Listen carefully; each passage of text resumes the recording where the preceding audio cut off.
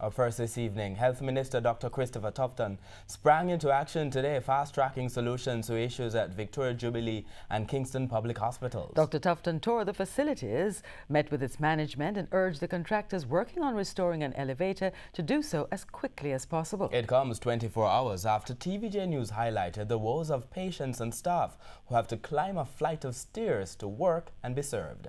TVJ's Kirk Wright has details in this primetime news follow-up.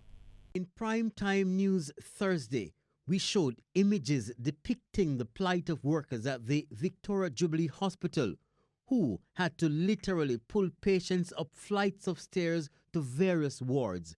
We also showed pregnant women and caterers climbing the stairs for service. On Friday, the Health Minister Dr. Christopher Tufton responded by visiting the facility. He met with the Southeast Regional Health Authority and senior staff of the Victoria Jubilee and Kingston Public Hospitals. They discussed solutions about the problems they're having. Top of the list is the absence of working elevators at Victoria Jubilee Hospital, which is causing inconvenience for everyone at the facility.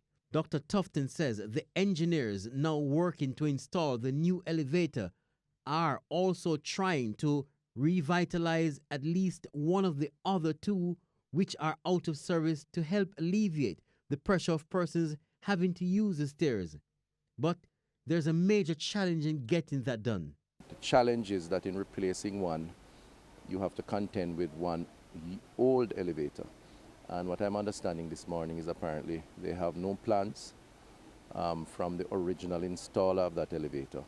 And so they have had to be feeling their way through because both elevators are connected. So when one is down, it affects the other one.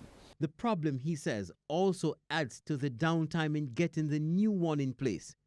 And apparently, the installers of those two older elevators, which is an overseas company, did not leave a plan as to how they were installed.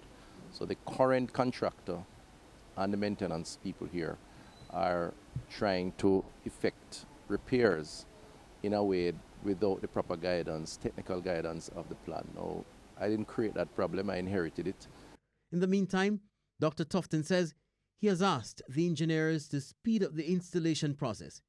The hope is that the new elevator will be installed by the first week of January. Kirk Wright, TVJ News.